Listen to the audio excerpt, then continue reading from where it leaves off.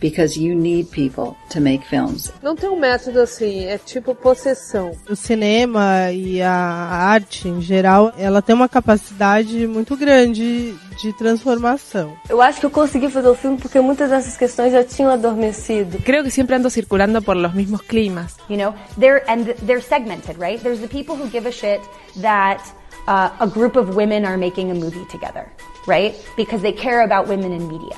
Eu particularmente tenho vontade de parar de fazer cinema todos os dias. Se eu conseguisse pequenas produções para fazer pequenos filmes com a paixão e o vigor que eu sei que eu tenho, esse seria o meu caminho.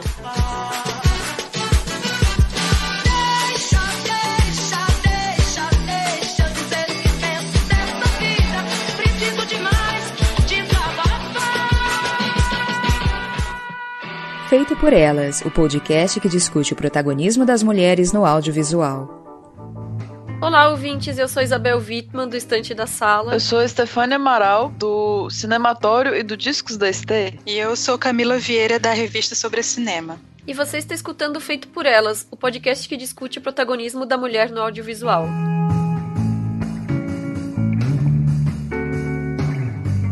E o programa hoje é sobre a atriz, produtora e diretora estadunidense Jodie Foster, que nasceu Alicia Christian Foster em Los Angeles em 1962. Jodie foi um apelido dado a ela pelos irmãos mais velhos e acabou sendo adotado. Ela começou a trabalhar como modelo aos 3 anos de idade e aos 5 passou a atuar na TV. Ao longo dos anos 60 e 70, trabalhou em diversos seriados do horário nobre e filmes infantis. Em 67, com 14 anos, estreou em Taxi Driver, do Scorsese, e recebeu uma indicação ao Oscar de melhor atriz coadjuvante. Como ela estudou em um colégio francês, ela mesma foi a intérprete na coletiva de imprensa do filme em Cannes, onde ele ganhou a Palma de Ouro. Em 76, ela fez o musical Bugsy Malone e a comédia da Disney Se Eu Fosse Minha Mãe, que é o Freaky Friday, que depois teve um remake com a Lindsay Lohan, né? Para citar alguns sucessos da adolescência dela. Na década de 80, ela se matriculou na Universidade de Yale, onde se formou em 85 em literatura, com distinção. E depois ela voltou à carreira de atriz. Recebeu o primeiro Oscar da carreira dela por Acusados, em 88, e em 91 fez sucesso com O Silêncio dos Inocentes, do Jonathan Demme, pelo qual foi premiada no Globo de Ouro, BAFTA e Oscar. No mesmo ano, ela dirigiu seu primeiro filme, Mentes que Brilham. Em 92, fundou sua produtora, Egg Pictures. O primeiro filme a ser produzido foi Nell, lançado em 94, que ela também estrelou e pelo qual foi novamente indicada ao Oscar. Em 95, lançou seu segundo filme, Feriados em Família. Ainda atuando, seguiram sucessos como Maverick, também de 94, Contato em 97, Ana e o Rei em 99, Quarto do Pânico em 2002. Em 97, ela recebeu o título honorário de doutora em Belas Artes da Universidade de Yale. E na década de 2010, focou a carreira na direção, com filmes Um Novo Despertar em 2011 e Jogo do Dinheiro em 2016. E episódios dos seriados House of Cards, Orange is the New Black e Black Mirror. Eu devo começar dizendo, assim, que passei minha adolescência inteira sendo muito fã da Jodie Foster como atriz, assim, acompanhava tudo que ela fazia. Esses grandes sucessos que foram citados aqui, todos eu via e revia, assim, ao ponto de decorar. E na época eu já tinha assistido, né, o filme dela, O Mentes que Brilham, e também o Feriados em Família, mas eu acho que eu não tinha me ligado que era ela que dirigia, porque são filmes meio sessão da tarde, assim, né, passava na TV. E aí essa curiosidade, assim, em relação à carreira dela como diretora, porque ela conseguiu se manter dirigindo meio que entre esses trabalhos, então os filmes dela são razoavelmente espaçados, ela até agora tem apenas esses 4 filmes dirigidos, e mais recentemente tem esses trabalhos na televisão, né? Agora que esses seriados têm rendendo tanto, né? Então acho, assim, uma carreira bastante interessante pra gente comentar. Eu lembro da Jodie Foster desde criança também, assim, de assistir aos filmes, mas na verdade, revendo agora, eu vi que eu tenho uma memória meio misturada, tipo, eu achava que o Mentes que Brilham, né, não confundir com Mentes Brilhantes, acho que tem outro filme que chama Mentes Brilhantes. Uma mente brilhante. Uma mente brilhante, exatamente. Eu misturava na minha cabeça com um filme que eu assisti criança também, que é o Minha Vida de Cachorro, de 85. Por ser um menininho, e é um filme bem, que eu lembro, assim, muito triste. Então eu misturei os dois e eu achava que esse, né, Mentes que Brilham era muito triste. Então eu, tipo, super me preparei pra ver ele chorar, assim. E na verdade ele é mais pra divertido, assim, né? Ele tem uns momentos, assim, que a gente vai comentar. Mas foi bom recuperar essa memória, assim, tipo, depois eu vou até rever o Minha Vida de Cachorro pra consertar isso. A Jodie Foster, na minha mente, assim, na minha infância, ficou muito marcada pela imagem do papel que ela fez no Silêncio dos Inocentes. Acho que a primeira imagem que eu lembro da Jodie Foster foi do Silêncio dos Inocentes. Tinha visto, sim, Mentes que Brilham, com uma certa preguiça, porque era um filme que passava muito na televisão e é muito recorrente filmes sobre crianças superdotadas. Acho que teve uma fase aí do cinema que retratou muito esse tipo de personagem e eu sempre tive uma preguiça muito grande de ver esse filme e eu recebi a indicação de um amigo meu que estava estudando psicologia e que disse que o filme era bom, interessante e que abordava essa coisa de uma personalidade superdotada de uma forma interessante, e eu assisti e eu achei legal, né? Mas revendo o filme hoje eu também continuo achando legal, assim, não acho nada de extraordinário. E ver esses 4 longas que ela fez, eu acredito que tem uma diferença muito grande em relação ao que ela faz como atriz. Ela já participou de 80 títulos entre filmes e séries, né? Ela já tem uma carreira muito extensa como atriz e geralmente ela pega papéis de títulos mainstream, né, que geralmente são filmes ou séries que fazem sucesso. Então ela se propõe a fazer isso. Mas como diretora, ela escolhe projetos que são de baixo orçamento. São filmes independentes. Então é interessante ver essa distinção, assim, do trabalho dela como atriz, porque ela diz que ela não consegue atuar muito bem em filmes menores, que ela só consegue atuar muito bem em filmes que têm um grande orçamento. Para ela isso exige um determinado tipo de atuação que ela consegue lidar melhor, mas ela também atua nos próprios filmes em que ela dirige, pelo menos em 2, né? Então, tem essa diferença muito grande entre o trabalho dela como atriz e o trabalho dela como diretora, no termo mesmo de tamanho de produção. É interessante isso. E também, pensando assim na carreira dela como atriz, uma coisa que a gente tinha comentado antes da gravação, né? É como ela escolheu estrategicamente papéis que sempre eram personagens muito interessantes, assim, né? Então, ela começou muito cedo, claro. É claro que ali pela adolescência veio uma série de filmes que não desafiavam ela, e ela mesma fala que eram filmes em que basicamente ela tinha que ser ela mesma, esses filmes de juventude, né? Mas depois que ela se estabeleceu, depois que ela voltou da universidade, já aí pensando em uma carreira de atriz pra valer como mulher adulta fazendo suas escolhas, ela sempre optou por esses papéis que fossem de personagens mais bem trabalhadas, né? Então, a gente vê ali que, embora ela sempre foi muito discreta sobre a vida dela e sobre os posicionamentos, ela fazia o que poderia ser chamado de uma leve militância feminista e LGBT ao longo da carreira dela, embora sem mencionar detalhes da vida pessoal, né? E isso também se reflete muito na forma como ela foi construindo esse conjunto de personagens para a vida dela. Eu acho que a vida da Jodie Foster é admirável, assim, um pouco que a gente lê, o que a gente sabe, porque ela se resguarda muito, né? Ela tem essa coisa da privacidade como algo muito intocável, né? Assim, então ela escolheu muito bem os papéis que ela fez e ela foi uma das poucas atrizes mirins que conseguiu ter sucesso, assim, muito rápido nessa passagem da infância para a vida adulta, né? Eu acho que ela não teve problema para se adequar ao que a indústria pedia, né? Então, e lendo sobre a biografia dela, ela mantém coisas em privacidade, né? Por exemplo, a identidade do pai dos filhos dela, né? Ela é uma coisa que ninguém sabe, né, quem é. Então, assim, ela também tem uma relação muito de proteção em relação aos filhos, um cuidado muito grande, né? Acho que nesses últimos anos ela se dedicou a cuidar mais dos filhos. Ela acha, por exemplo, que ir para eventos de Hollywood, né, como festas, premiações, isso para ela é trabalho, isso não é uma coisa fora do trabalho, então exige que ela esteja longe da família, então ela passou um tempo aí sem fazer filmes, sem fazer projetos, justamente para se dedicar a essa família dela. E a gente vendo assim tudo que ela alcançou ainda muito jovem, o fato de ela ter estudado nesse colégio francês, que permitiu ela já trabalhar como intérprete no próprio filme em que ela atuou, e ter tido essa carreira desde muito cedo, né?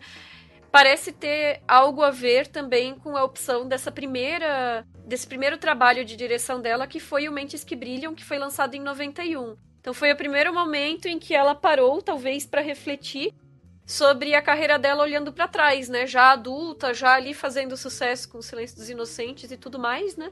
E é um filme que é sobre a Didi, que é interpretada por ela mesma, que é uma mãe solo de um menino chamado Fred, que é um pequeno gênio, né? É um menino superdotado, que ele pinta, ele escreve poesia, tem um conhecimento avançado de matemática e física. E a diretora de uma escola para alunos superdotados, a Jane Grierson, oferece uma vaga para ele.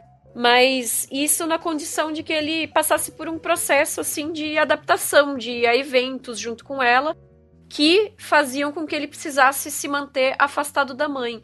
E aí toda essa coisa de a criança se sentir dividida entre o afeto e o carinho da mãe e as possibilidades de estudo e avanço intelectual que essa outra mulher oferecia, né? Eu acho que existem recorrências, né, na filmografia da Jodie Foster. Acredito que todos os filmes têm personagens que são excepcionais ou com vidas excepcionais, vidas muito singulares. E ela reforça muito os valores familiares, né? Mesmo o último filme dela, que é o Money Monster, né? Tudo por Dinheiro, se não me engano, o nome do filme. Jogo do Dinheiro, Jogo do Dinheiro, porque eu sempre confundo com o título de um outro filme. Tem uma questão familiar por trás desse personagem, né? Que tem uma família, tá com um filho para chegar, e existe uma certa comoção em torno disso, então tem a questão de uma certa afirmação desses valores familiares no lugar de atitudes individuais, né? E aí, às vezes, eu penso que até chega num certo conservadorismo. Eu acho que esses filmes dela mostram uma certa visão de mundo ainda muito conservadora, familiar americana. Mas aí, falando do Mentes que Brilham, bom, a personagem da Didi cuida sozinha do filho, ela é garçonete, ela tá querendo conseguir um emprego como dançarina, vive numa situação um pouco difícil de lidar sozinha ali com o filho, e ela esconde a paternidade do filho, né? Quando ela vai falar sobre esse assunto com o Fred, ela diz que foi fruto de uma concepção imaculada. E eu fiquei pensando que essa história da Didi tem muita relação com a própria biografia da Jodie Foster, que vai ser bem depois dessa direção desse filme, né? Acho que 7 ou 8 anos depois que ela dirige esse filme, ela vai ter seu primeiro filho e essa paternidade não vai ser revelada.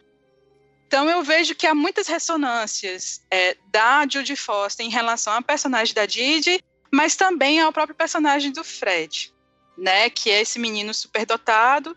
A Jodie Foster aprendeu a ler com 3 anos de idade. Ela se tornou muito fluente em francês e espanhol com apenas 14 anos. Então, ela tem também essa aprendizagem muito precoce e imagino que isso acabou sendo uma questão dentro da relação familiar, né, que ela teve dentro dessa condição mesmo, assim, de aprender as coisas muito rápido e de ser muito inteligente. Bacana esse detalhe biográfico, que faz sentido, sim. Uma moça precoce, realmente. Então, esse filme, eu acho é um primeiro trabalho dela, né, como diretora, assim. Para um primeiro trabalho, ele eu acho muito bom e tudo, mas a gente repara, né, numa revisão mais madura, algumas coisas, tipo, algumas linhas ali que podiam ser mais desenvolvidas e tal. Não acho que ele tá datado, né, em pontos estéticos, talvez só naquela luz, né, azul que o menino vê, que é bem anos 90 mesmo.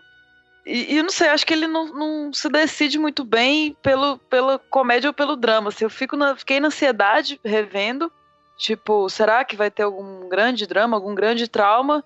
E não, assim, ele tem nuances disso, assim, não vai nem para um lado, nem para o outro direito. Gosto muito... A Jodie Foster tá incrível, como sempre, fascinante. Muito diva mesmo, acho a personagem dela, assim, maravilhosa, um doce de olhar pra Didi. O garotinho atua bem também e tal, mas a mãe é mais interessante. E gosto da Debbie Mazar também, que é a colega de trabalho dela, como atriz. Pois é, essa coisa do gênero do filme, né? Ele é aquele tipo de filme de sessão da tarde que a gente super podia definir como filme água com açúcar, né?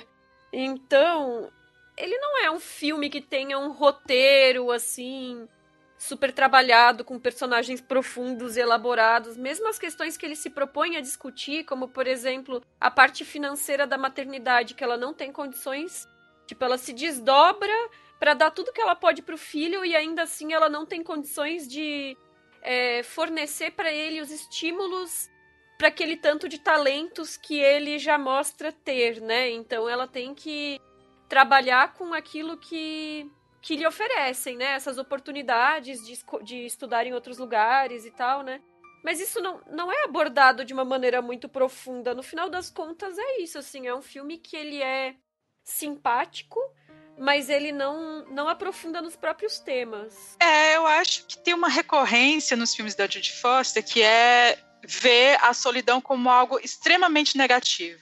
Né? As pessoas, todos os personagens, eles têm que estar cercados ou da família ou dos amigos para eles se sentirem felizes. E isso eu acho que isso reverbera um pouco desse conservadorismo familiar, sabe? Eu me senti um pouco incomodada. Assim, me incomodou muito a cena inicial do Mentes que Brilham, porque mostra um parto extremamente feliz e calmo. Né? Ela tá super calma ali e aí abraça aquele bebê recém-nascido ali, o parto como esse sinônimo de felicidade, o que vai ser um contraponto enorme em relação ao episódio Archangel, né, que ela dirige também do Black Mirror, que a cena inicial também é um parto, é uma cesárea, e a mãe tá super tensa, super preocupada se o bebê vai estar vivo ou não. Tem uma tensão aí que eu acho mais realística do que essa imagem de felicidade que está no início ali do Mentes que Brilham. E eu acho que ele acaba em vários momentos se encaminhando para essa negação de uma possibilidade de vida individual, solitária, mas não. E aí eu não encaro a solidão como algo negativo, assim, acho que é possível potencializar a vida a partir da solidão. Mas é isso, assim, a única possibilidade de felicidade para esses personagens é estando no seio da família e cercado de pessoas ao redor. Como se, mesmo inclusive num filme como Feriados em Família, que é um filme que tem muita gente e tem pessoas parentes, personagens que são todos parentes ali, é muito estranho terminar o filme com a frase da personagem da Holly Hunter dizendo para a irmã dela, que a irmã dela tem problemas muito graves com a família, de adequação mesmo, de não conseguir se identificar com essa família. Ela dizer para a irmã que você pode não gostar de mim, mas nós somos família. Então é isso, assim, você pode me detestar, mas a gente é família, a gente tem que resolver isso de alguma forma. Essa questão do parto, eu também me chamou a atenção, esse momento idílico ali, né, da chegada ao mundo do Fred e tal. Mas também nesse momento a Jodie Foster ainda não tinha sido mãe, né? Então eu acho que ela estava partindo da própria visão idealizada dela de maternidade, que agora, nesse momento do Black Mirror, ela já tem a experiência, né? E aí ela já tá lidando com outros temas que são bem mais, talvez, realistas para quem tem a experiência com a maternidade, né? Sem dúvida, eu concordo com você. Essa sua visão da solidão nos filmes dela foi bem esclarecedora para mim, Camila. Porque realmente eu reparei que tem essa questão o garotinho tem momentos solitários e isso é muito negativo ali, né? Você explicou muito bem. Só lembrando que o roteiro do Mentes que Brilham não é da Judy, né? É do Scott Frank. Ela dirigiu... Eu acho que nenhum dos filmes, nenhum dos longas que ela fez é roteiro dela. Ela sempre se apropria de outros roteiros, Que eu acho que a direção é boa, né? O problema dele acho que realmente tá no roteiro mesmo. Tem algumas piadinhas legais, tipo, o pessoal que vai pra aula de física achando que vai pra aula de educação física. Foi a hora que eu ri, assim. E tem uns momentos que ele fica pesado, tipo, o menino na televisão, ele fala, ele mata a mãe dele na televisão, né? E ela tá assistindo, e isso foi tipo, uou! Sabe? Eu falei, como assim isso vai ficar por isso mesmo? Então, achei bem bizarro esse momento. Meio absurdo, o menino tá tão jovem na faculdade, né? Não sei se isso acontece, mas eu achei meio absurdo. Tem uma coisa de competição entre a mãe e a... Não sei se eu posso chamar de tutora ali, né? Personagem que leva o menino pra faculdade. Parece que elas ficam competindo pelo carinho dele e tal. O menino tem um momento que fica meio snob. Então tem essas coisas que me incomodam. Ele cria umas linhas de pensamento, tipo, não, essa aqui vai ser vilã. Aí não era isso.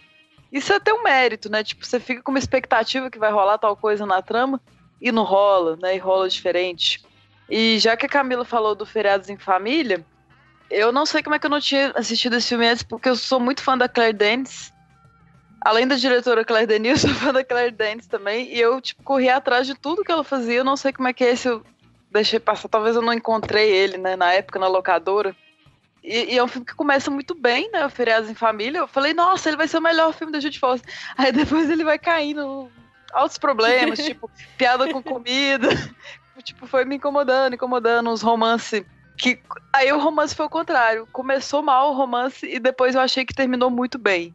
Tipo, a forma como o romance engatou ali, sabe? Tem uma química legal e tal. Um grande elenco, né? Anne Bancroft, Geraldine Chaplin. Então, é um filme que eu gostei, assim, na medida do possível. Esses Feriados em Família também. Mas as melhores partes são da Claire Danes. Ela tinha que aparecer mais. Apesar que a Holly Hunter também é maravilhosa.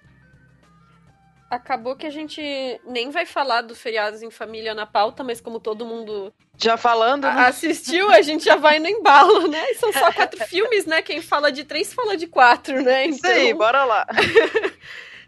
Então, Feriados em Família, eu achei um filme super simpático também, porque a forma como ele representa a dinâmica familiar, pra mim, é muito crível.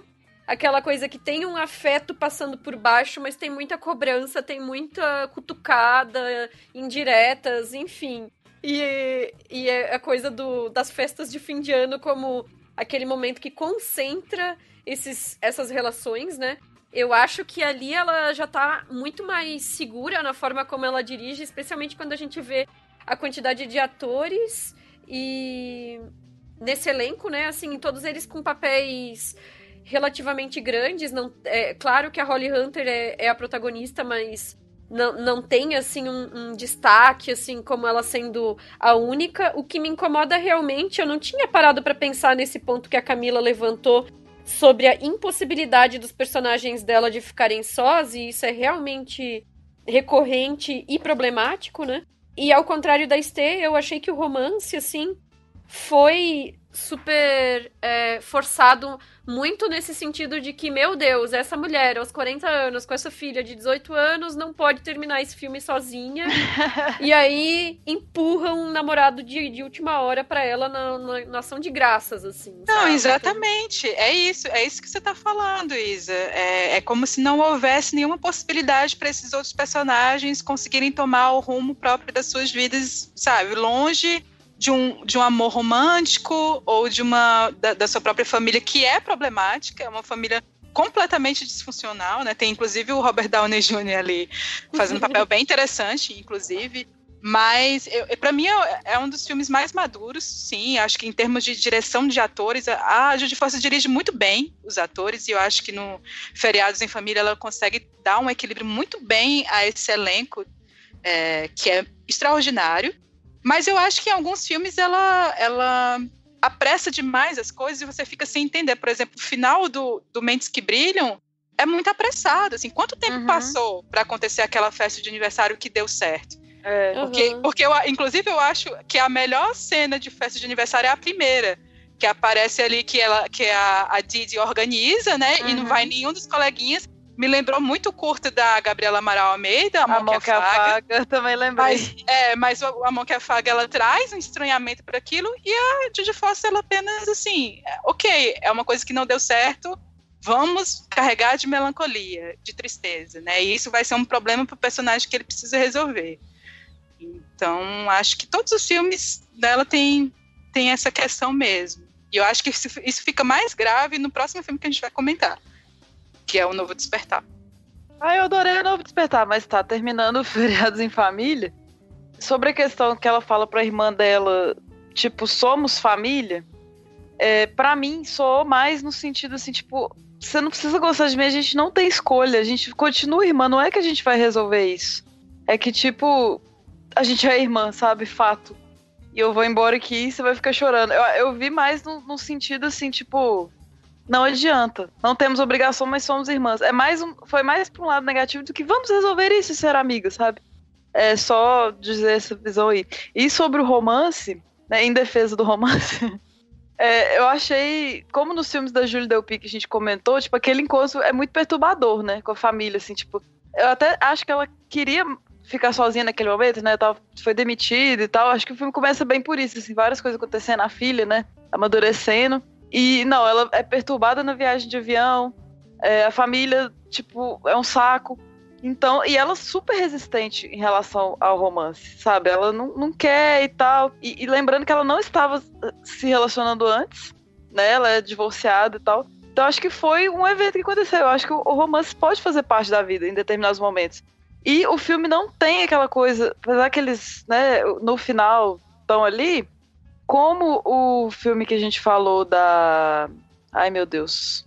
Pausa pra lembrar o nome do filme, que eu super defendi e nem todo mundo gostou. Do Dia dos Namorados. O Amor Não Tira Férias. Isso. Como no Amor Não Tira Férias, eu acho que não é um romance, tipo, estabelecido, sabe? Não tem um pedido de casamento, não tem um final estabelecido. É apenas um respiro. Então eu defendo nesse sentido. Eu acho que foi ali uma fériasinhas, sabe? Nos dois filmes eu vejo desse jeito. É mais que um namorado, ele é tipo como se fosse um peguete. Um aperitivo, uma distração, sabe? Acho que é por aí. E eu gosto também que tem aquele gato maravilhoso no filme.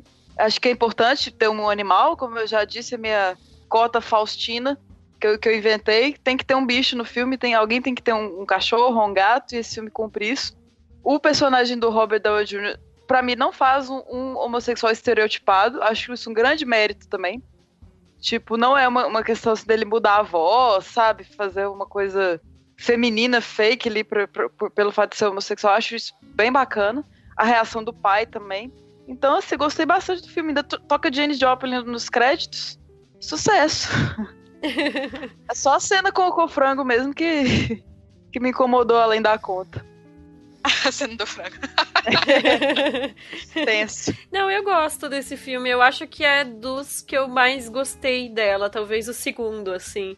De 4, então. Uhum. Mas, e falando de novo do Mentes que Brilham, uma das coisas que eu não gostei do filme foi algumas simplificações de representação, né? Então, por exemplo, assim, a professora da escola lá, a Jane, né? Que fica com o menino, com o Fred, ela representa o rigor e as regras, né, os horários e tudo que ele tem que cumprir, né? E aí, por isso, ela coloca ele pra comer comida macrobiótica, né? E aí, quando ele tá com a Didi, as coisas são mais leves, as coisas têm menos regras, às vezes até demais, porque ele não conseguia, por exemplo, estudar do jeito que ele queria. Mas, enfim, aquilo era um afeto, né? E aí, com a Didi, ele pode tomar Coca-Cola, porque Coca-Cola é símbolo do afeto. Verdade. E outra coisa, eu achei, assim, o figurino da própria Didi no início, quando ela tá, assim, numa vida mais desregrada, tentando fazer as coisas, o trabalho como garçonete, tentando ir pra conseguir emprego sei lá onde. Aí ela usa umas roupas super chamativas, com uns brincos enormes, vários colares e tal. E aí, quando ela entra nesse esquema de mãe do menino superdotado que está na escola para crianças especiais, aí ela começa a se vestir, tipo, comportada, cabelo preso, brinquinho pequeno, blazerzinho, tipo uma coisa assim. Muito bom. Como se ela precisasse encaretar pra representar um tipo de maternidade ideal, já que ela é mãe solo, ela precisa se provar mais do que as outras mães. Naquele espaço que já é um espaço de cobrança, né? Então ela tem que ter uma performance, assim, de sobriedade em comparação ao que ela era anteriormente. E isso em nenhum momento é mencionado, assim, no filme. É só colocado por meio do figurino dela. Mas eu acho que, da forma como é colocado, poderia ter sido mais problematizado, sabe? Porque, com certeza, isso estaria na construção da personagem no sentido de mostrar que isso é um esforço dela pra mostrar que ela também pode estar nesse lugar. Perfeita a sua colocação, Isa. Eu senti isso também, mas não o coloquei dessa forma na minha mente. Assim, me incomodou isso também, que eu até gostava mais dela, mais descolada, vestida desse jeito e tal. E aí parece no sentido de correção, né? O estereótipo da maternidade mesmo, né? De ser mais conservadora, se vestir mais, né, de determinada forma. Enfim, muito bom. Não, eu concordo plenamente com a Isa. Assim, eu não tinha notado essa mudança no figurino, mas certamente ela muda mesmo, assim, até no gesto de interpretação. Ela muda e é isso, assim, é uma mudança para um tipo de comportamento conservador, adequado à norma.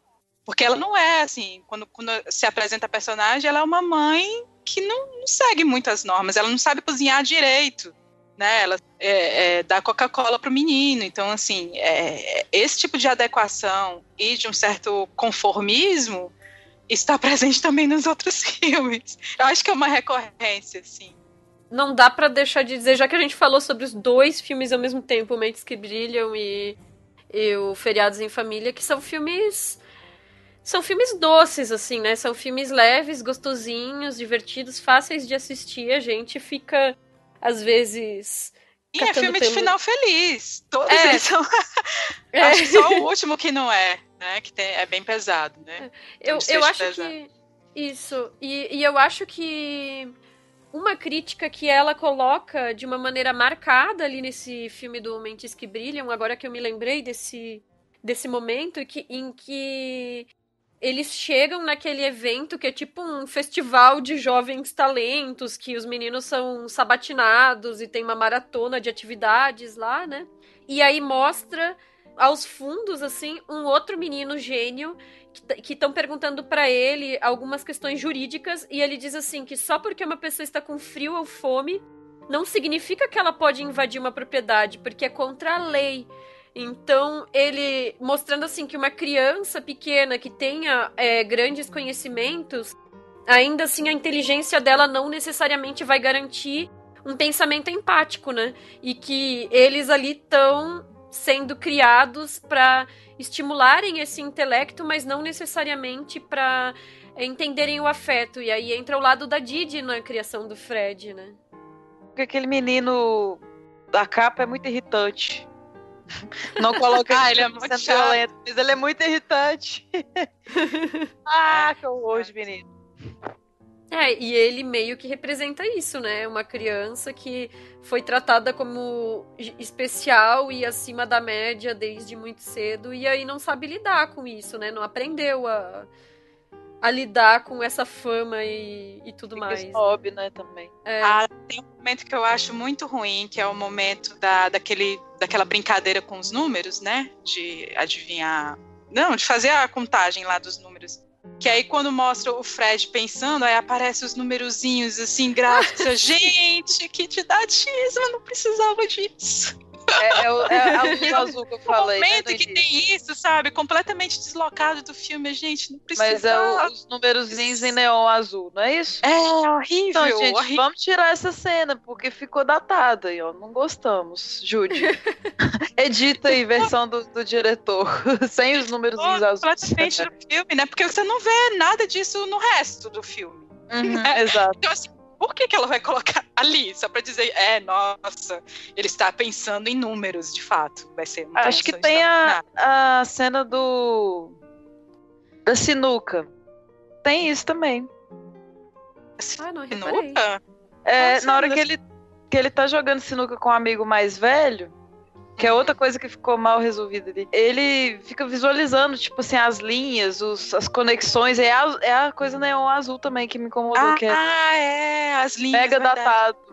O início também tem essas luzes azuis, assim, mas é a parte que eu achei mal feita. Né? Os créditos são todos azuis. Uhum. É a parte anos 90, né? Não, saída dos anos 80, ali a rebarba, né? Dos anos 80. Exato. Ainda não somos minimalistas. Bom, o filme que a gente vai falar agora, apesar do dramalhão, é mais minimalista, né? Esteticamente, que é Um Novo Despertar, de 2011, que é sobre um executivo, Walter Black, que é interpretado pelo Mel Gibson, que tá com uma depressão e dificuldade de se entender com a família, de novo, né, questão familiar. E ele encontra no lixo um fantoche de castor, e ele passa a usar esse fantoche como uma forma de se expressar e se comunicar com a família dele. Eu acho que ele tinha o fantoche, e aí ele joga no lixo e se arrepende e pega de volta. É mais isso, né? Ah, beleza.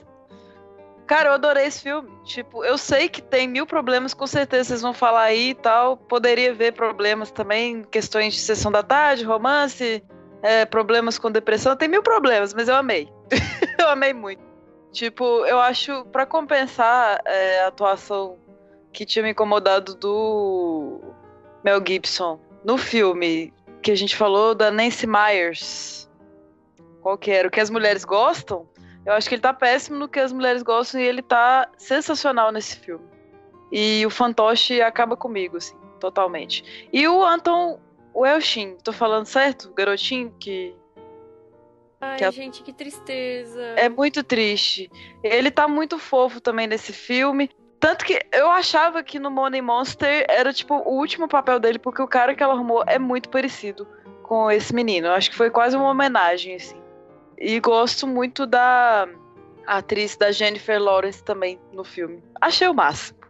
Mandem ver. Pode mandar que eu vou ver se eu consigo rebater ou não. Então, Estê, eu achei o mais fraco dos filmes que eu vi da Jodie Foster, porque eu acho que há um desequilíbrio enorme no tratamento e na profundidade dos personagens. Eu acho que ele é um pouco parecido com Feriados em Família, no sentido de ter muitos personagens ali do núcleo familiar. Mas, por exemplo, a personagem da Meredith, que é a própria Jodie Foster que faz, que é a mãe, que é a engenheira, a gente não sabe quase nada dela. Eu acho que, pra mim, ela é uma personagem que é uma incógnita. Quem é essa mulher, sabe? Quem é essa mulher? Qual a singularidade dessa mulher? A gente sabe muito mais da personagem da Jennifer Lawrence, que é uma personagem secundária, do que a própria personagem da mãe. Então, eu achei estranho esse núcleo do filho, né? Do Potter, do filho mais velho. Ali sendo acho que boa parte da narrativa do filme é concentrada também no Potter e na relação com essa menina. E achei muito estranho a gente saber mais da personagem da Jennifer Lawrence, que é uma personagem mega secundária, e não aprofundar a personagem da mãe, que eu acho que ela tem um papel assim, muito interessante dentro desse casamento, que é um casamento em crise. E eu não consigo entender assim, as motivações dela, eu não consigo ter uma aproximação com essa personagem, porque o filme não me dá dados, né? Dados no sentido mesmo, não me dá nada sobre ela. Então, acho que existe esse desequilíbrio que eu achei estranho. Então, eu senti também essa dificuldade de lidar com o tema, né? Porque eu fiquei pensando sobre a questão da saúde mental sendo tratada por meio de metáforas e de figuras de linguagem, talvez visuais, vamos dizer assim, né? E eu comparei muito com aquele filme O Vozes, da Marjane Satrapi, né? O Vozes, ele já é um filme que causa um desconforto e muita gente não gosta. Particularmente, eu gosto da forma como ela aborda os temas que estão sendo abordados ali, e acho que ela foi bem sucedida na forma como trabalhou o tema. Agora aqui, eu acho que a Jodie Foster criou um cenário tão pesado, assim, chega uma hora que ele chama a família dele de sanguessugas ao vivo na TV, e todos eles veem isso, sabe? Estão assistindo a TV naquele momento, enfim. é um cenário que é construído de uma forma tão pesada, é uma depressão tão forte e um desvínculo dessa família, que eu acho que a figura do fantoche não dá conta no sentido de trabalhar isso enquanto metáfora e de tentar transformar isso em algo assim palatável para o público. Então eu acho que perdeu o tom em certos momentos, assim. E ela realmente tá tratando o tema de uma forma séria. Ela mostra as crises de pânico, os ataques de pânico, né? Ela mostra a prostração. Assim, o tema não é tratado com levianidade, mas eu acho que ela, justamente por retratar isso de uma forma tão intensa, o tom fica desequilibrado com o uso do boneco, na minha opinião. Eu tava com medo dele estar caminhando para o tudo ficar bem, sabe? Mas eu acho que em determinado momento isso desmorona. Isso pra mim é o mérito do filme, assim, tipo, tava sendo construído, desmorona. Então, seria muito, muito simples se ele conseguisse lidar com a depressão usando o fantoche e tudo se resolvesse e final feliz. Mas, né, a gente vê que é mais complexo. Eu lembro do Frank. Tem que ver quem que é o diretor. Não é dirigido por mulher, mas eu gosto muito desse filme Frank, que não é um fantoche, né? É uma cabeça gigante. Foi inspirado até num cara que usava realmente essa cabeça. Eu faço paralelos. E eu fico questionando assim, o que seria o fantoche, né? Seria o ego dele? Acho que é mais do que o ego, né? Mas principalmente o ego. E gosto muito também do fato da voz do fantoche não ser uma voz que vem misteriosamente como um filme de cachorro. Tipo, você não sabe de onde vem aquela voz e ele está falando. Nós vemos que é ele que está dublando o fantoche. Né? Então eu acho isso massa, assim, porque é como se conversar com você mesmo, conversar com uma outra parte de si mesmo pudesse ajudar no processo. Então eu acho sensacional isso. Me emocionou esse filme mesmo, assim, tipo, eu ri bastante, mas eu chorei também, até porque toca Radiohead e aí acaba comigo quando fazem isso. E lembrando o que a Camila falou da recorrência da solidão, eu até notei que tem uma fala, que alguém fala, tipo, você não tem que ficar sozinho. Reforçando isso, né? Essa importância que a Judy Foster dá para não poder ficar sozinho. Então, é justamente isso que eu acho complicado, sabe, Stê, no filme, porque o Castor, ele aparece ali como uma outra possibilidade de diálogo dele com ele mesmo, né? Ele aparece para incentivar o protagonista a sair dessa caixinha, né? Que é o que está levando ele à depressão, essa vida de mesmice, né? De mediocridade, de que ele é um executivo, né? Ele é um CEO da empresa que ele herdou do pai. Então, de certa forma, ele leva uma vida que é confortável para ele e isso não é o suficiente. E aí, quando o Castor aparece, quando ele fala isso, né, vamos explodir essa rotina, me parece que ali é uma possibilidade de libertação desse personagem. E eu acho interessante como se dá essa transformação a partir dessa figura do Castor. No entanto, parece que tudo volta a essa mesma condição, né? Ele tem um desfecho trágico ali que leva ele a ter uma percepção de que ele não pode sair da caixinha, na verdade, né? E aí eu terminei o filme com essa sensação de que não vai dar certo, sabe? Voltar para essa condição inicial não vai dar certo. Embora o filme, ele venda essa ideia de que vai dar tudo certo, né? Que todo mundo ali vai se reconciliar e tudo, mas eu acredito que dentro daquela condição dele vai dar problema lá na frente, sabe? Eu não consigo acreditar no desfecho do filme. E isso me incomoda muito mesmo, porque ali foi criada uma condição de possibilidade de libertação desse personagem, mas aí não chega a fundo, sabe? Ele tem que voltar à condição inicial dele. Eu acho isso muito estranho. Mas eu acho que ele não volta como ele era antes. Aí que tá. Por mais que não seja o que a gente espera com o fantoche, com certeza algo nele mudou, assim.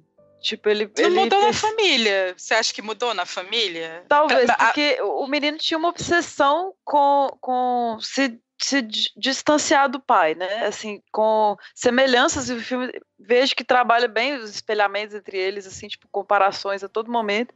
Acho que foi a iminência de uma possível catástrofe que fez o menino questionar isso, tipo, por que eu tô sendo... E é um adolescente, sabe? Tipo, eu acho que tem jeito, assim. Não significa que vá ficar tudo bem, mas eu acho corajoso terminar assim, sabe? Tipo, olha, não era isso e que você pensava que seria com esse fantoche. E tem uma esperança, claro, Hollywood, final feliz, mas eu acho que ele passou por um processo irreversível ali, com o fantoche, nele. Assim, ter que negar esse fantoche, não sei se vai ficar tudo bem, mas eu acho que ele não é mais o mesmo cara, nesse sentido. Eu não sei, eu acho o filme termina com umas imagens muito felizes, né, da família toda ali, e não sei, eu acho que ela me vende uma ideia muito equivocada do que poderá ser o futuro desse personagem, sabe? Eu achei meio enganoso pra mim. A Estê falou que o filme emocionou ela, o filme ele também me emocionou. Eu me envolvi com o drama desse personagem, eu achei nesse sentido bem construído no drama dele, né? Mas aí, como eu falei, eu acho que é esse problema de tom, sabe? Porque ele sai do trilho, tem uma hora que a narrativa sai do trilho. E aí eu acho que, de certa forma, a gente é jogado pra fora junto, sabe? Enquanto espectador. E que eu acho uma pena, porque se esse filme, assim, se o público, de uma maneira geral, nós inclusas, com exceção da Esther, tivéssemos comprado melhor, assim, a premissa dele, se ele tivesse, talvez, realizado o ato final dele, vamos dizer assim, de outra forma, e ao desenvolvimento de alguns personagens de outra forma, eu acho que ele poderia ter se tornado um filme muito impactante. Desses filmes que as pessoas comentam anos e anos depois, sabe? Jovens clássicos mesmo. Então, não sei, assim, alguma coisa desconectou ali no meio do caminho. Adoro. Talvez foi alguma coisa na montanha-russa, né? Que algum carrinho saiu do lugar. Inclusive, eu achei incrível, assim. Eu concordei com a Camila que o casal jovem é mais desenvolvido. Eu acredito que, pensando agora, né, por motivos capitalistas, será? Vamos vender a relação entre dois jovens? Interessante, né? Vamos desenvolver mais esses jovens aqui do que a esposa, então. Ok, foi por isso, admito. Mas é sutil, assim, tem uma hora que ela tá programando lá as montanhas-russas dela, aí ela faz, tipo, um looping de coraçãozinho, porque ela está apaixonada. Ó, que lindo, ó. É muito bonitinho. E a gente consegue ver, tipo, no computador dela, sabe? Não é uma coisa gritante, assim. E aí eu fiquei muito querendo andar numa montanha-russa com o coração no meio, assim, de looping. Sucesso. Algumas conexões meio, talvez, aleatórias que eu fiz assistindo o filme. O momento do início do filme que ele vai tentar amarrar a gravata no ferro da cortina do banheiro e acaba caindo dentro da banheira, né? Me lembrou a cena que ele mesmo cai dentro da banheira no Do Que As Mulheres Gostam. Legal. Referências. Dessa vez menos cômica, né? E eu fiquei pensando também na coisa do Uma Babá Quase Perfeita, né? Porque o Robin Williams também era uma pessoa que tinha depressão e os personagens dele tinham uma certa melancolia junto com o humor, né? E a babá também tinha essa coisa de usar os fantoches para conversar com as crianças como uma forma de comunicar aquilo que, às vezes, o personagem, enquanto pai, não conseguia, né? Então, eu também relacionei, assim, de certa forma. Mas esse é um pouco mais aleatório. A própria trajetória do Mel Gibson, né? Porque esse filme... o Mel Gibson é um grande amigo da Jodie Foster. E esse filme foi feito naquele momento em que ele estava mais ostracizado em Hollywood em virtude de todos os escândalos, né, que ele tinha feito. Foram comentários antissemitas, comentários misóginos, né? Então... e ele passou por uma fase de alcoolismo também, então teve uma fase pesada aí dele. E aí esse filme foi, de certa forma, como um carro, um veículo, né, para ele colocar em prática o talento de atuação dele, né? Ela praticamente presenteou ele com esse filme, Um Novo Despertar, no título em português. Nossa, o título péssimo, inclusive, mas bom trocadilho, isso. Mas é isso, assim, para muitas pessoas eu li textos, assim, dizendo que a forma como dá para traçar paralelos entre a história do personagem e a própria trajetória do Mel Gibson é muito na cara para quem acompanha ele enquanto astro. Mas é claro que, assim, não é só ele que está sendo retratado ali no filme, mas algumas coisas se sobrepõem de uma maneira que realmente a gente não tem como não ver, né? As semelhanças. Bom, então a gente sai de um filme que foi feito de presente para o Mel Gibson e vamos para um filme que também foi criado como um veículo para o carisma do intérprete, de seu protagonista, né?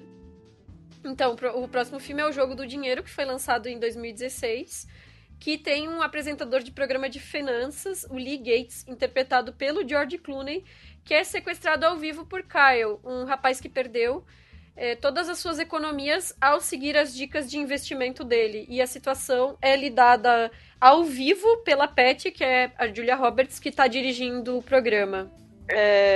Cara, eu tive o privilégio de assistir esse filme na cabine na época, né? Quantos anos? 2016. E eu gostei muito, eu fiquei, tipo, muito nervosa assistindo esse filme, assim, tipo, o que vai acontecer, meu Deus? Sangue no olho, sabe? É tenso demais. E saí do cinema assim, cara, eu amo a Judy Foster, meu Deus, falando pra todo mundo, assista O Jogo do Dinheiro. E eu revi e isso se repetiu. Eu fiquei nervosa de novo, eu gostei pra caralho e eu sou muito fã da Judy Foster. Eu também assisti esse filme em cabine e na época eu gostei muito, eu fiquei muito colada assim na cadeira, nervosa, tensa, o que vai acontecer, porque é muita coisa que acontece ao mesmo tempo, porque a gente vê ali o que acontece nos bastidores daquele programa e ao mesmo tempo o que está acontecendo ali na gravação, é muita coisa, muita montagem paralela e você fica realmente ligado no que vai acontecer. E é um filme com 2 universos, né? Acho que faz uma crítica a 2 universos, ao mundo do mercado financeiro, que é um mundo em constante crise, e a espetacularização midiática, né? Então, acho que é um filme que aborda essas 2 frentes temáticas e faz críticas duras, tanto de um lado quanto de outro. E eu gosto muito do confronto que existe entre personagens mulheres e personagens masculinos, né? Por exemplo, a relação entre a Diane Lester, que é a diretora de comunicação da empresa, com o próprio chefe dela, que é inclusive amante dela, que é o Walt Campbell, ela se inverte completamente, né? Ela consegue tomar muito mais posição dentro daquela relação de poder. E eu acho que o filme, ele tem, assim, essas duplas. Por exemplo, a menina que é namorada que está grávida, desse personagem que invade ali o estúdio de televisão. O que ela vai falar, a primeira coisa que ela vai falar é uma espécie de depoimento que você não espera. Né? E inclusive é bem impactante, né? O fato dela falar que ele é um fracassado, ali naquele momento bastante perigoso e bastante tenso para todo mundo, é algo muito corajoso e isso provoca até, inclusive, um ponto de virada muito interessante no filme. E a relação da personagem da Julia Roberts com o do George Clooney, né? E a gente pode falar um pouquinho assim, dessas relações e como é que se dão essas inversões de poder, que eu acho uma das coisas mais extraordinárias do filme é isso. Eu assisti esse filme na época também no cinema, mas não em cabine, porque eu morava em Manaus, né? Não tinha cabine. Se eu não me engano, na época eu e a Estê até gravamos um podcast sobre esse filme, mas eu não tenho certeza. Não, eu também não, eu já tô sequelada a memória, mas eu acho que sim. Eu acho que sim. Eu acho que sim, mas se eu tivesse lembrado isso antes, eu podia ter ouvido o que eu falei na época, pra comparar com o meu sentimento assistindo agora. Porque eu fui rever esse filme um pouco receosa se eu ia manter a mesma alta avaliação que eu tinha feito dele na época, porque ele é realmente um filme que, com todas essas frentes, eu fiquei colada na cadeira do início ao fim, né? E mesmo já sabendo o que acontece, mesmo já tendo conhecimento prévio da narrativa, e mesmo assistindo fora do contexto do cinema dessa vez em casa, o filme, pra mim, se manteve. Aê, Money Monster. E tenso também, vendo a segunda vez. Se manteve muito. Total, gente, total. E eu acho que aqui realmente a gente vê o nível de maturidade que tá a direção da Jodie Foster. Eu acho que talvez ter feito esses pequenos episódios de TV tenham colaborado, assim, nesse incremento, porque o que um novo Despertar tem de irregular aqui é completamente... Ela sabe o que ela tá fazendo, assim, cada momento tem aquele clima certo. E mesmo que seja uma narrativa híbrida, tenha um pouco de crítica ao mercado financeiro, que muita gente diz que é rasa, não me importo. E um pouco de rede de intrigas, né, em relação à espetacularização midiática, ela consegue fazer com que esses dois momentos do filme sejam entrelaçados assim, e ele tem um ótimo ritmo, ele se desenrola de uma maneira que a gente tá acompanhando cada palavra que cada personagem profere. Perfeito. E eu vejo ele muito como metalinguístico também, em relação à personagem da Júlia Roberta. Isa uma vez foi digitar Julia Roberts, colocou Isa Roberta e virou uma piadinha interna. Então, Julia Roberta, incrível, né, no papel. E pra mim ela é como se fosse um alter ego, entre aspas, da Judy Foster, né, porque ela está dirigindo tudo aquilo. Sim. Então, eu acho fantástico, porque Judy está dirigindo ela, que está dirigindo tudo aquilo. Então, a gente vai vendo as camadas e vai tendo esse prazer de enxergar, né, por trás de tudo, tipo, da câmera, do cara que filma a câmera. Eu acho sensacional esse trabalho dela. Tem aquele filme clássico também, né? Acho que vocês já citaram, não sei, deixa eu olhar aqui, alguém fala que eu vou procurar. Não, você falou Jogo de Intrigas? Rede de Intrigas. Rede de Intrigas, você citou já, né? Já. Então é isso. Então corta. Rede de Intrigas tem que citar, né? Não tem como. Rede de Intrigas, sim, sem dúvida. Tem que citar, é importante. Ele tem na edição dele, umas coisas muito legais de televisão, tipo, coloca aquele vídeo, coloca aquela chamada, aí tem uns videozinhos preto e branco de filme antigo, assim. É muito bem editado. A trilha de suspense, né, que colabora pra gente ficar nesse estado de nervoso que dá. Realmente é muito bom esse filme, eu gosto demais mesmo. Eu vejo até uma preocupação social mesmo, com o personagem que vai causar isso tudo. Uhum. Tem esse questionamento, né, tipo, você tá aí com seu terno de $1.000 e meu trabalho honesto mal dá o dinheiro, né?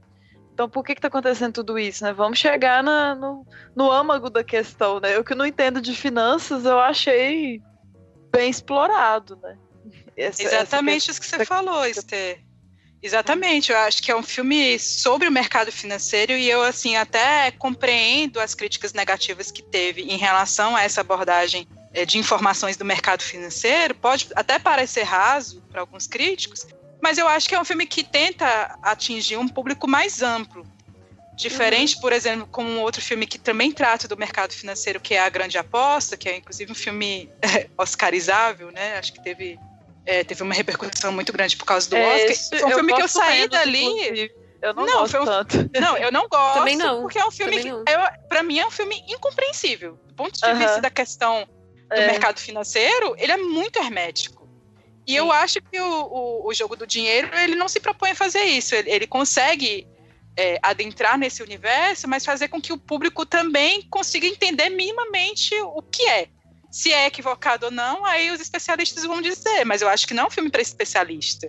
Né? Eu acho que ela está querendo atingir um público mais amplo com isso. O personagem da Patty, que é a Julia Roberts, que ela faz uma diretora geral desse programa de televisão. É muito comum, eu já trabalhei com televisão, né? Já trabalhei com produção de televisão. É muito comum você ver mulheres assumindo esses postos, né, de comando de direção de programa de televisão. E geralmente os homens, eles assumem essa função de serem os âncoras, né, os apresentadores. E esse tipo de relação que a personagem da Julia Roberts estabelece com o George Clooney, dele ser um apresentador que não obedece ao planejamento da pauta, ele foge completamente do roteiro que foi escrito por ela ou escrito mesmo por ele, né? Ele não quer se submeter àquilo que foi planejado. Isso é muito comum dentro de uma emissora de televisão. É muito comum ver isso. No final, o que acontece muito é que essas mulheres acabam desistindo, que é o que acontece com a personagem da Patty, né? Ela acaba optando trabalhar em uma outra emissora de televisão porque ela já não suporta mais, né, trabalhar com o Lee. Ou então elas pedem demissão e vão trabalhar com outras coisas, ou elas mudam de emissora de televisão, porque é muito árduo, né, você passar muito tempo assumindo um posto de chefia, né, porque é direção de um programa, você fica ali na ilha de edição controlando tudo, mas o apresentador não te escuta, faz o que ele quer. Então é muito difícil mesmo. E eu já acompanhei isso de perto. Bacana. E acho que ele é surpreendente. Você tinha citado um outro momento, mas em vários momentos, assim, tipo, são muitas informações novas, isso que você falou, chegando. Às vezes a gente acha que vai acontecer uma coisa, né? Tem uma esperança ali da reação com o telespectador e isso é quebrado também. E apesar disso tudo que a gente falou desse clima tenso, eu acho que ele é equilibrado também no sentido assim, de ter alívio cômico, que não passa do tom, sabe? Tipo, tem uns momentos de respiro, assim, tem uma piadinha do menino programador que fala com a voz do mestre Yoda, sabe? Tem umas coisas legais no meio, assim, que você não fica completamente desesperado, sabe? É um filme que eu acho gostoso de assistir. E reforçando essa coisa da metalinguagem, né? Tem um momento que o câmera fala, não, eu não estava preocupado com a minha vida, eu preocupei mais com o enquadramento que eu ia fazer da imagem ali. É bem massa. Esse profissionalismo, né? Eu tô fazendo meu trabalho, né? Exatamente. E assim, eu acho que ele é corajoso, novamente, outro filme dela que é corajoso pra mim, porque termina de uma forma que você fica puta merda, sabe? Tipo, igual aquela música do Skank, a indignação é uma mosca sem asas. Você fica perplexo e não tem o que fazer, sabe? Tipo, que programas que nós vamos fazer semana que vem? As coisas vão continuar assim. Por mais que eles possam ter tido respostas, tem muita injustiça ainda rolando, muita coisa errada. E aí tudo vira meme, né? Tudo vai pro YouTube e é isso. E aí as pessoas, um segundo de silêncio depois, já estão se distraindo no totó. Então acho muito sensacional a forma como ela orquestra isso tudo. Esse desfecho que mostra como, no final das contas, as outras emissoras de TV, a programação de TV como um todo, né, vai ser sensacionalista e vai explorar o que aconteceu da melhor forma possível, que é a pior no caso, né, porque a melhor é a que mais tem audiência, né, nesse sentido, né. Fica muito claro, assim, né, que ela tá mostrando os bastidores ali do mercado financeiro, mas ela também quer fazer essa crítica, né. Aí, usando essa virada que a gente tem nesse terceiro ato, né? Eu só acho que talvez a mudança do personagem do George Clooney tenha sido um pouco súbita, sabe? Porque ele é um especialista em finanças. Qualquer pessoa que tenha conhecimento básico de finanças sabe que qualquer instituição financeira que tenha algum dinheiro com ela para investimento, né? Tipo, dinheiro de investidores, vai usar esse dinheiro nos bastidores para especulação, sabe? E vai retornar para esses investidores o que era o dinheiro original deles e vai ficar com o lucro para si. Tipo, é isso que qualquer banco faz isso, sabe? Que dirá essas grandes empresas como é a que é mostrada no filme. E a forma como eles mostram isso no filme é como se isso fosse uma grande descoberta. Meu Deus, estou chocada. É verdade, E ele, como um apresentador que, tipo, ensina as pessoas a educação financeira ali do jeito avacalhado, mas, tipo, ensina como investir, o que fazer e não sei o que lá. Isso era uma coisa básica que ele saberia, então ele não seria pego de surpresa nesse aspecto. Então, assim, ficou um pouco maniqueísta o tratamento desse personagem na forma como ele, no final, assim... Ai, meu Deus, essas pessoas que estão sendo enganadas e perdendo seu dinheiro, blá, blá, blá. Mas, assim... não prejudica o filme pra mim, assim, continuo achando um bom filme. Eu acho que isso que você falou pode ser o motivo dele ter sido criticado, talvez, né, pela questão das finanças ali, tipo, como assim, não sabiam disso, que surpresa, pra mim foi uma surpresa, porque eu realmente eu conto as moedinhas, assim, tipo, eu não tô ligado nesses negócios de dinheiro. E acho que tem a ver, se eu vejo o personagem meio como se fosse uma fraude, sabe? Tipo, pra mim, ele é um apresentador. Ele não é tanto um especialista em finanças. Porque tem momentos que ele fala assim, tipo, eu não seria nada sem a diretora, quando ele acha que a câmera tá desligada. Eu acho que ela é a mente por trás, assim, tipo, estamos fazendo um programa sobre isso e não sabemos do que estamos falando. Eu acho que é aí que é o ponto, sabe? Tipo, realmente eles não sabiam. E ainda assim, isso era comercializado. Acho que a crítica ainda chega nesse nível, assim, de tipo, é uma imagem, não é uma coisa teórica, né? Que estamos vendendo aqui para vocês confiarem na gente. Tem esse aspecto da solidão aqui também. Tem um momento que alguém fala, todos nos deixam, cedo ou tarde, né? Mas aqui não tem a coisa do romance, né? Tipo... Que é ótimo. Que também inclusive, tá eu ótimo. até achei isso no final, que o personagem, ele acaba sendo condenado, né? Porque como ele fica sem família ali, e ele era o garoto da família, o garoto exemplar, né, que ele usou o dinheiro da mãe, que veio da mãe dele, e de certa forma ele estava ali como esse trabalhador que iria investir esse dinheiro para sustentar essa família. Então, assim, tem toda uma aura, assim, desse personagem como um bom personagem, né, aquele que tá fazendo tudo ali, faz as coisas erradas, mas faz em prol da família. Mas como ele fica abandonado ali no final... Poxa, eu senti um julgamento pesado do filme em relação a ele, ali naquele desfecho. Mas enfim, e é isso que vocês falaram mesmo. Eu acho que tem algumas coisas muito apressadas. Para mim, o que me incomodou mais foi a questão jornalística mesmo. No momento em que eles descobrem a farsa toda, a corrupção do cara lá, que ele desviou os 800 milhões e tal, para essa negociação com a África do Sul, eles conseguem fazer aqueles vídeos muito rápido, né? Gente, tudo instantâneo, né? Como assim? Tá tudo... Como assim, sabe? Eu fiquei... Não é possível isso. Não é possível isso, assim, sabe? E naquela alvoroço todo, porque eram gente da produção ali ajudando, né? Jogando ponto pra ele, assim, tipo, naquela loucura toda que ficou a cidade. E eles conseguiram agilizar esses vídeos, assim, de uma forma muito rápida, e eu achei, nossa, de onde é que vem isso, sabe? Eu acho estranho, do ponto de vista jornalístico, eu achei estranho isso. Mas com relação a esse mercado financeiro, de fato, assim, eu acho que talvez tenha isso que a Estê falou, que o fato dele não ser um cara da área mesmo, ser só um apresentador, ser só um âncora e levar isso tudo para a questão do espetáculo. Ele tem conhecimento, né, do que ele está lidando ali, mas eu acho que ele não é tão conhecedor assim, sabe? Não, realmente essa coisa de montar as reportagens, editar os vídeos e tudo mais ali é mágica, né? Mas aí eu acho que entra em um aspecto muito do cinema, que é mostrar tudo, os fatos, os dados de uma maneira muito visual, né? E aí eu vou dizer que por muito tempo uma coisa que me incomodou em diversos filmes era a forma como os personagens criavam cenários 3D só apertando o Enter, sabe? Simulações no computador. Tipo assim, tu vai fazer uma Missão Impossível da vida e tem aquele labirinto de corredores onde algum personagem vai ter que passar e não sei o que lá.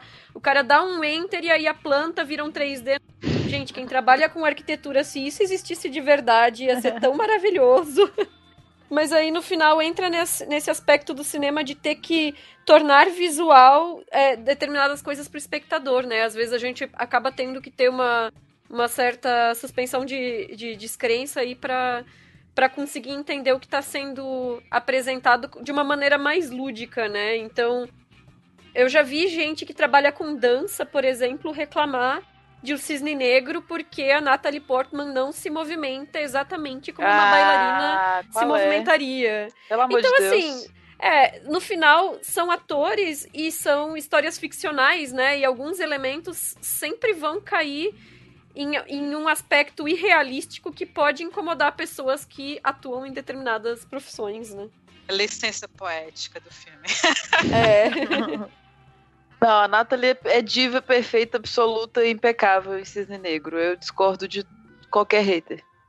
Tu houve uma dublê pra ela, não? De uma bailarina que... Mesmo assim, não tem problema. Eu vi. Pra mim é tudo a Natalie. Não, é porque eu fiquei surpresa com isso que você falou, Isa, porque até onde eu sei, rolou isso, né? De uma bailarina dublar ali aquela parte dos movimentos de dança. Nem assim ficaram satisfeitos, né? Entendi. Não sei qual que foi o problema. Eu sei que não foi todas as cenas que a bailarina foi dublê de corpo, né? Mas que rolou, acho que nas cenas principais, sim, então, não sei. Mas, assim, a gente, né, cada um sempre vai defender o seu peixe e vai achar que, sei lá, uma representação da sua profissão não tá feita de uma maneira adequada, normal, né? Mas a ocupação das funções eu achei super realístico. Isso, a ocupação da função dela como diretora e dessa tensão que existe entre a Pat e o Lee, que é dentro do ambiente de trabalho de uma emissora de televisão, eu achei bem realístico mesmo. Assim, é isso que acontece. E eu achei engraçado, interessante também. Uma cena que ela manda um produtor conseguir chegar em determinado lugar em um tempo que praticamente não era hábil, né? E aí... É quase como se fosse uma gag, né? Produtor, você é produtor, resolva. Produza. E ele correndo pra lá e pra cá. Eu gosto disso, sabe? Eu gosto de inclusive em alguns momentos, fazer essa gag dentro desse ambiente jornalístico, assim, que é isso, né? Atrás de tudo possível para ter aquela informação e transmitida da melhor forma possível. Eu gosto disso, desses momentos assim que ela pega e transforma isso pra uma coisa estranha. Enfim. Gostei desse filme. Gostei muito. Adoro. Também gostei. A gente gostaria de lembrar vocês que todos os principais filmes e referências que foram mencionados no programa estarão linkados no post. E se você quiser deixar o seu feedback pra gente, vocês podem mandar e-mail no contato@feitoporelas.com.br ou nas nossas redes sociais, Twitter, Instagram, Facebook e Letterboxd, e também no SoundCloud. E se vocês puderem deixar um feedback sobre o nosso programa no iTunes, com a avaliação de estrelinhas, isso também ajuda a gente a ter visibilidade. Lembrando também que o nosso programa está disponível no Spotify, no Deezer e no YouTube. Então, se vocês não usarem aplicativos de podcast, se vocês ouvem no próprio site ou no SoundCloud, só para lembrar assim que a gente tem outras opções para quem quiser ouvir. E sempre que possível, se vocês puderem apresentar o programa para as amigas e para os amigos para fazer aquela propagandinha pra gente. E outra forma de colaborar com a gente é por meio do padrim.com.br ou patreon.com/feitoporelas, aí contribuições financeiras, né? Lembrando também que quem nos amadrinha ou nos apadrinha recebe quinzenalmente uma newsletter recheada de coisas boas, de notícias, de recomendações, lista de lançamentos, dica da Netflix, enfim, várias coisas bem bacanas. E também quem nos amadrinha e nos apadrinha entra no nosso grupo fechado do Facebook, onde as pautas são decididas. Então, todos os programas que a gente tem feito são decididos por meio de votação com as madrinhas e os padrinhos. Então, agradeçam eles pelas escolhas. E se vocês quiserem participar também, nos amadrinhem, nos apadrinhem. Eba! E obrigada pela audiência e até o próximo programa. Valeu, pessoal! Tchau, gente. Até mais.